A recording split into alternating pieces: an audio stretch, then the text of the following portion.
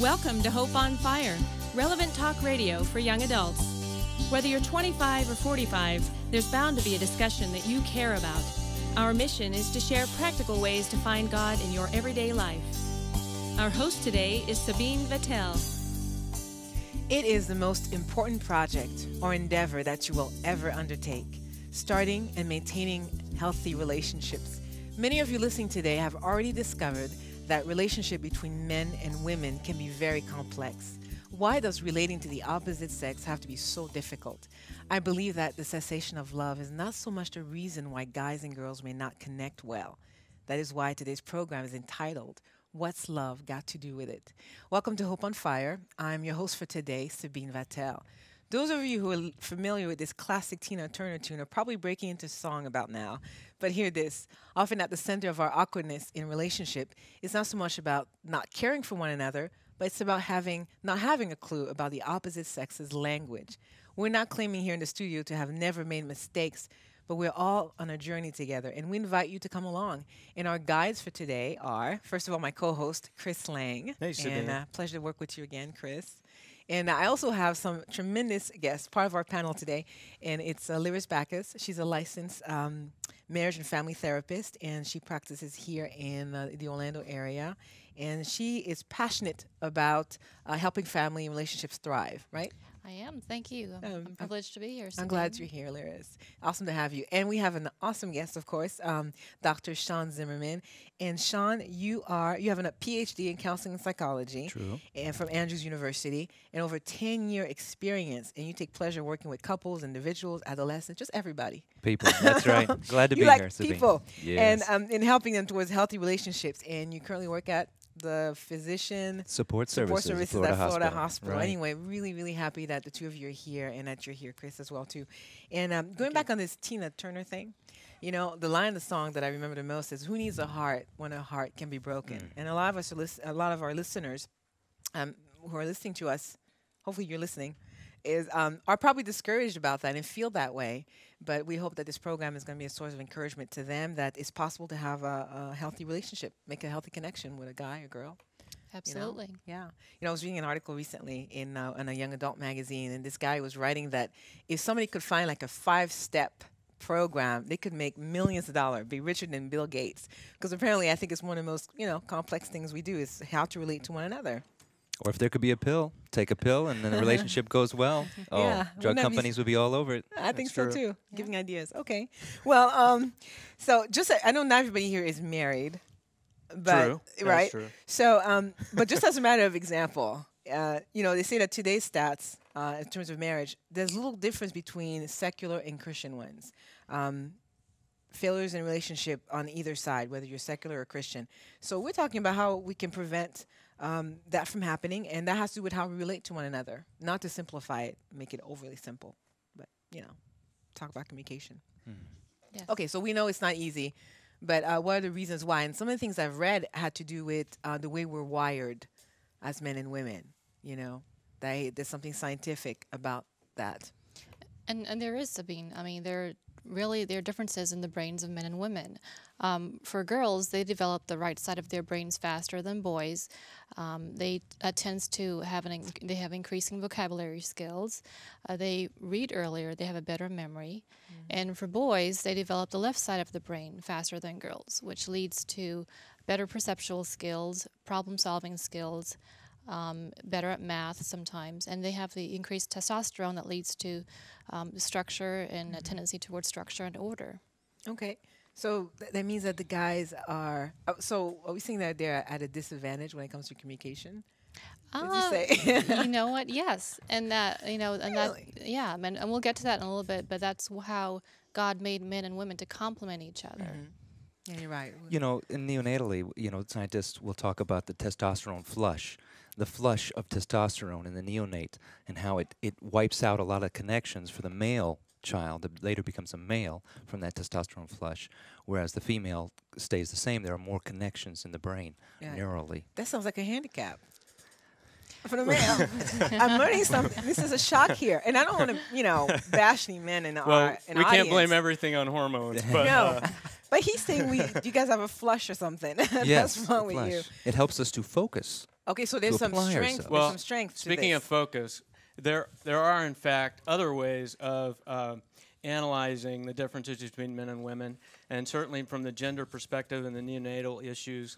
There's a really insightful and quite humorous book called "Men Are Like Waffles and Women Are Like Spaghetti." Oh, neat. You're gonna have to explain that. Some of you may have heard about it before. It's very interesting. You mentioned that men have the ability to focus, Lyris, with the left brain on problem solving. We're often called hunters because we like to go out and focus on a prize. And the idea of men being like waffles is that they have their cubby holes, their little boxes that they process one at a time.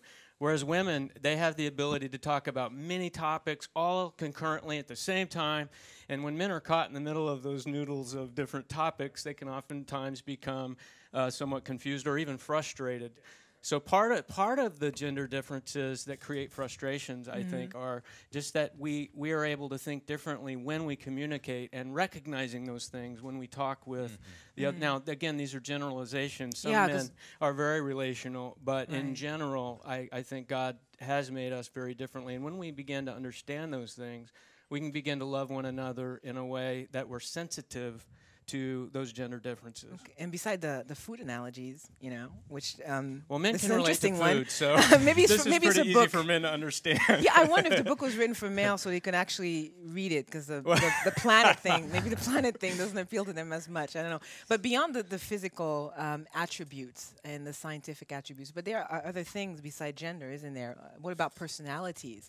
And what about the love languages? And a lot of you have heard about the love languages.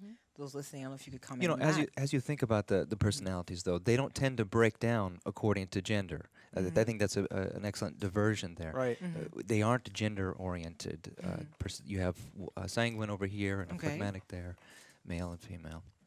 And then the dynamics of the background from your family life and the way that you learn to receive the language of love. I mean, love languages, when you put it in its context, they're as different as Chinese and English are from one another. And you know, when we grow up, we learn English because we grew up in the United States. Someone's growing up in China, they know Chinese. It's their primary language. Let's define love language.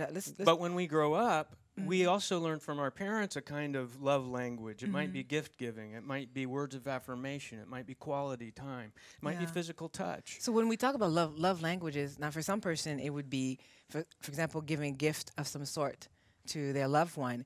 That's because you respond to that kind of gift giving, but they may not. So right, and oftentimes with the love language analogy, Chris, we often exhibit the love language we want to be given, and sometimes our spouse doesn't get that, or our partner doesn't get that. And that's where communication and talking comes in. Absolutely. I've been married 11 years. If I were to bring flowers home every day, it would mean so much less than the massage that I give my wife every Friday night. That is her love language. touch. And exactly, physical touch. And that just warms her. It helps her feel loved and affectionate. She feels me caring for her. Because first of all, I know her love language, and I'm speaking her love language. Well, and that's an important point, because, Shawn, learning a secondary language, like an American learning Chinese, is not natural.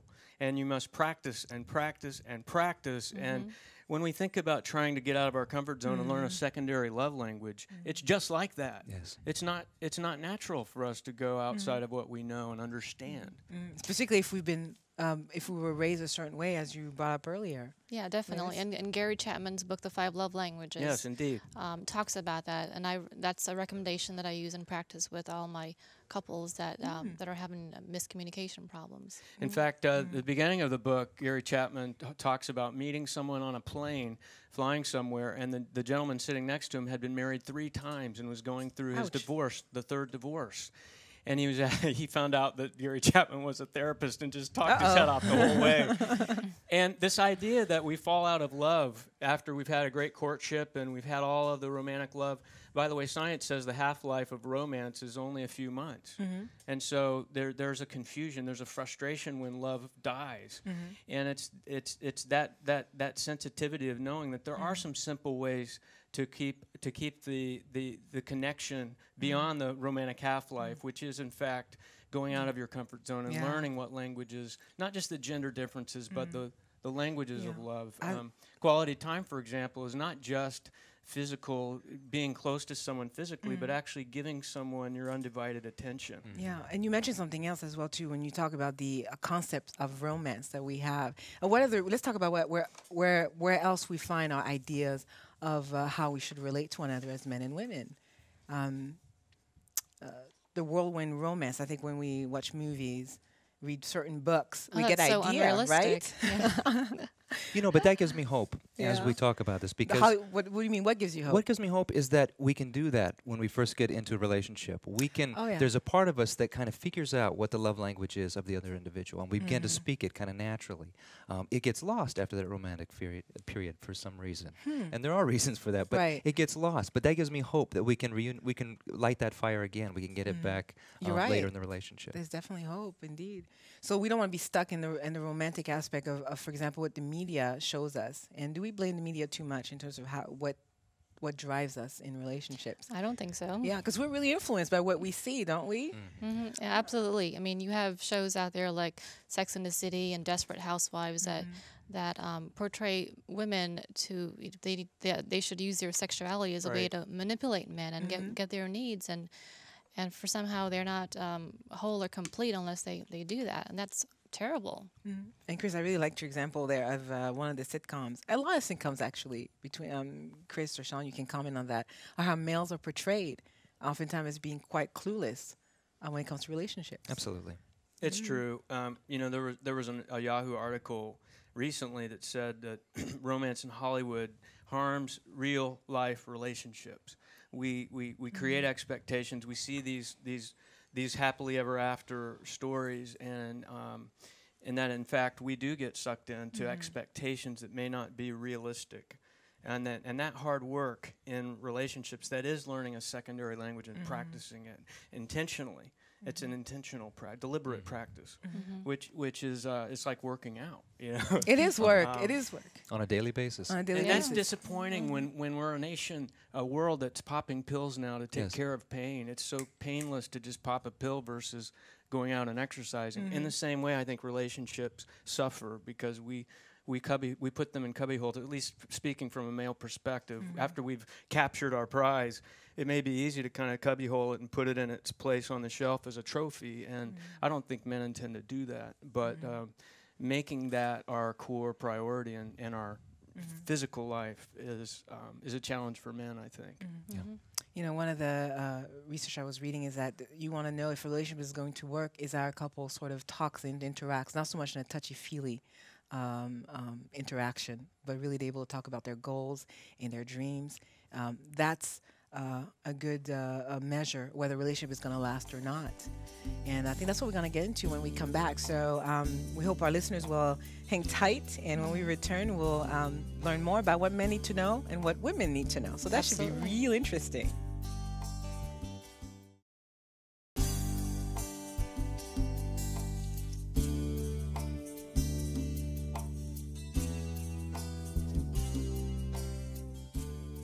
Well, we want to welcome back our listeners as we talk about what's love got to do with it, relating to men relating to women.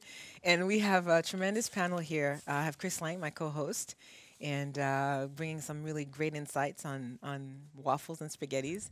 If you haven't heard the first part yet, it'll all make sense very soon. And then, of course, we have Dr. Shawn Zimmerman and another therapist, Lyris Bacchus. So the two of you, we're really glad that you're here. Thank you. For Glad your to be insights. here. Now, we are talking about, are men and women really from different planets? And if they're not, why is it so difficult to get along? And if they are, how can we have those planets converge? Do you like the poetry of that? Converge. Well, yeah, so we're going to talk about... As opposed to collide. As opposed to accidents and disasters. No, that would not be a good Chris. thing. No, that would not be a good thing. No, we wouldn't want that. No. So we don't talk about, are our needs really that different from one another? Yeah, As yes, men and women? yes, they are, Sabine. They're very different, and that's why God made us differently and to complement each other. For women, I've found that their needs they need quality time, they need tenderness, they need physical touch, and they need talk. They need good conversation, and you know, like I previously mentioned, that women are more relational. They have a tendency to talk more to people, to their girlfriends, And scripture reminds me of it's James 1:19, where it says that we need to be quick to hear, to listen, and very slow to speak. And if only men can remember that and not just jump in and give solutions right away. And as far as men are concerned, men need women to be their cheerleader, their encourager, to affirm them, to be their recreational companion, someone they can play and get along with, and they need someone that can compliment them in every way. You mean compliment them like compliments, like admiration? No, I hear that a lot. That men like admiration. Right. Well, here's a quote that I've heard before, and I really like this. It says, "God did not create woman. God did not create her from the head to rule over man, nor did He create her from his feet to be oppressed by him. But instead, God created her from His side to complement and complete him. So to come alongside a man and to be his complement. To compliment them. Yeah, That's right. Yeah, I'd like to hear from the guys in terms of how you react to meeting a woman's need, and if this sounds strange to you, what you've heard thus far. I'm blown away. Can't believe it. I should have known. Are you learning something? Yes, Shawn or Chris? I think, given the fact that I was married in the past, I've been divorced a few years ago. Definitely, those are things that I've learned. Certainly, studying and trying to make sure that you learn from your past mistakes in life, and certainly security is probably a woman's greatest need. That she's safe with the man she's with, whether it's physical safety, financial safety, spiritual safety. A woman wants to feel secure. And in fact, my good friends who wrote the book, Men Are Like Waffles, Women Are Like Spaghetti, You're loving that title, says that's a woman's most pervasive need is security. Okay. Shawn, what do you think? I totally agree. Men and women tend to have very similar or very different issues or things that they need in support, specific ways. But deep down inside, I think we're all looking for really basically the same thing. We're looking for somebody who sees us for who we are and values us as for that. And I think that is the hardest thing in relationships, really. Love, like the romantic piece, comes so naturally. We get it. It just happens. Right. The chemistry factor. Exactly. The chemistry happens. Right. But the sense of going to that next level where I continue to study you and update myself day by day, moment by moment, and notice who you are, and then act on that. I was talking to somebody just today, actually, and they were talking about their wife loves soap operas, and I could relate to this guy. I said, "Oh yeah, yeah, you like soap operas?" No. I could relate to the guy whose wife liked soap operas. And I said, "Thanks for clarifying that, Shawn." You're telling on your wife here. Go ahead. So she loved soap operas, and he hated that for so many years. But he finally came to the point where he would record them for her when she was away. What was he doing? He was saying, "You know what? I don't agree with what you do. I don't like that. They do the same thing over and again. I don't like that." But he could accept her for who she was, and she could record it. And he went further, actually. He went to the point where he was also popping in once in a while. Hey, what happened with this character? What happened to that? So what is he doing now? He's really compromising himself, not in his value system. He's not watching the soap opera. But he's reaching out to her because that's what she's into. That's what she cares about. Well, how about the husband that would appreciate the wife to watch football with him once in a while? What about that, Lyris? I think we should do that. Speaking from personal experience. And she's really going out of her comfort zone if she actually learns some of the rules and doesn't, actually engages in to the point where she knows some of the players on your favorite team and all that. But that's a plus, right? But this book also says for men their most important need is simplicity, and that kind of surprised me, Shawn. What does it mean? That the fewer boxes in that waffle the man has to deal with, the less stress he feels, and the less temptation to withdraw into himself. Because a man will isolate himself without meaning to. If he's stressed out, sometimes he'll isolate, and it's not healthy for the relationship. Right. So if a woman in the relationship can help simplify those boxes he has to deal with, that makes a man feel safe. And certainly the idea that we're all alike, we all want to be respected, we all want to feel secure, and the basis of all of that is having integrity with one another, and that means going and learning a second language if that's what it takes. And for women, it seems like, sometimes, I don't know, Lyris, if you agree with that, but sometimes we sort of think that the guy is going to know what we need, and we tend to just talk in codes, maybe. I hear my guy friends complain about that we tend to do that. And often we don't Right? take it as it can't be sincere if you didn't do it without knowing. If you knew what I needed, then it can't be. You didn't really love me to do it. Yeah. It's kind of like a trick there. But if you did it and out of the spirit, but how did I know to do it if I Right. didn't know your love language? You didn't tell And that's me. where Yeah. communication comes in. I think it's one of those false expectations right there that we've heard somewhere that that's what it's supposed to be. Right. I think, yeah.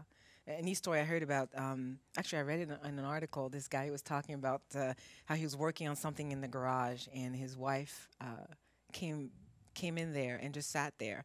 And he was working on whatever he was working on, and he looked up and looked at her, they smiled at each other, and he kept working on it. And if eventually he said, you know, whatever you're doing, honey, keep doing it. And it was an illustration for this guy. And for those reading the article, that ministry of presence, just the presence is very important to a guy doing what he likes to do. And I think it goes back to what and it goes back to what you were saying as the soap opera or the football, without being too stereotypical here. But I think you're right in the sense that we both kind of need the same things, but differently, In because different we're male and ways. female. Yes. So it's kind of two school of thoughts running here in our discussion. You know? You know, I'm thinking of that Greek legend now, of where the gods got together because they were being threatened by mankind. It was growing to be so strong. They were afraid they were going to lose their place, and so they got together and they said, "We got to do something to stop mankind. We're not going to be gods anymore." And so they unanimously decided to cut the mankind in half to man and man, and then they would always be going after each other for the rest, and then they wouldn't have to worry about their power. And I think that makes a lot of sense as we talk about it.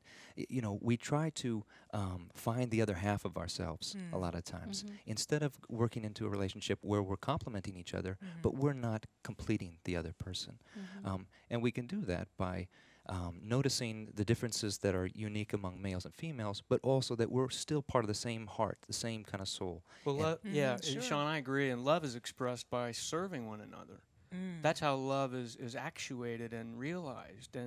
And so often we feel resentment because someone else isn't meeting our needs, and it becomes self-centered. That's sort of the core of sin. Is we see ourselves in a mirror. If we're quiet enough in our spirit, the Holy Spirit can show us that unless we're really reaching out of ourselves, we're not actually helping the other person to be complete, and that's what completes us. In that process of helping someone else be fulfilled, is it not? And I think you came with the right point there too. We got to know ourselves in that process. We got to know who we are, so that we can then make that connection for the other person. Communicate. Yeah. Right. Now, what do you mean by knowing who we are? You mean feeling secure about who we are?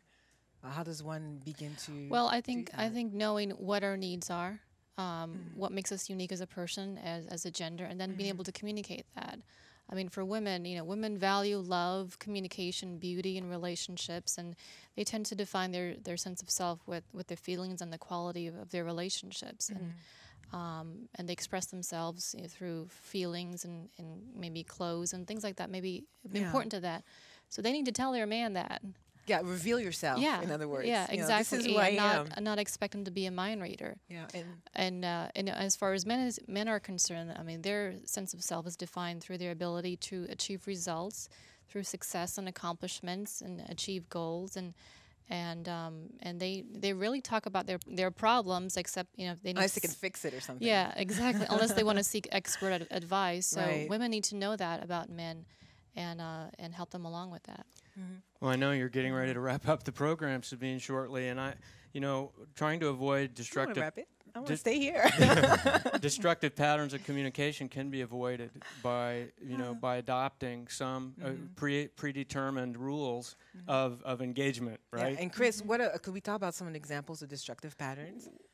Well, certainly we've talked about being resentful if we feel like our needs aren't being met, and if we're in a situation where we have disagreements over finances or where we're going to go for dinner or whatever the obnoxious topic of the day might be. That's Toilet paper, it's not toothpaste. which direction the toilet. This idea that one of the tips that I read in this book on the waffles and spaghetti is, it says using a password model where you both agree ahead of time that each person has the permission to call out this phrase that you both agree is sort of a timeout. And that really helps to diffuse the tension before it gets in a full-blown argument. Yeah. And I agree with that, Chris. When I counsel couples on conflict resolution, I tell them it's okay to ask for a timeout. but it's not okay to leave problems unresolved. Right. So taking time away is okay. Other destructive patterns may be passive-aggressive behavior, isolation, and even aggression. Those are all destructive. A good book that I have come across that gives good advice on conflict resolution is The Peacemaker. And I would recommend this for couples that want to know how to solve conflicts in a biblical manner. And That's awesome. thank you very much, Yeah. Lyris, for that. And some other resources the two of you may have for our listeners who are desperate for help. What would you say in terms of, for example, choosing a counselor? You know, Well, as we talk about the conflict resolution piece, John Gottman, in any of his research, any of his books, John Mordecai Gottman, he's written about different elements of these, and one of them is 97% of arguments that start with a harsh startup end badly. 97%. We need that break to say, you know what, let's cut this one out, let's start it up in a few minutes. Thank you, Shawn and Lyris. You were Thank wonderful you. guests. And Chris, as usual, it was great working with you. Thanks, Sabine. What's love got to do with it? Everything, if it's inspired and compelled by God's transforming power. Why not entrust your relationships to Him today? Hope on Fire is produced by Livestreams Media, a listener-supported ministry. To download a free copy of today's program or be a part of our social network, please visit our website at hopeonfire.org. You may also contact us by writing to Livestreams Media, P.O. Box 608513, Orlando, Florida 32860. Once again, that's Livestreams Media, P.O. Box 608513, Orlando, Florida 32860, or online at hopeonfire.org. Thank you so much for your letters and continued support. Until next time, may God set your hope on fire.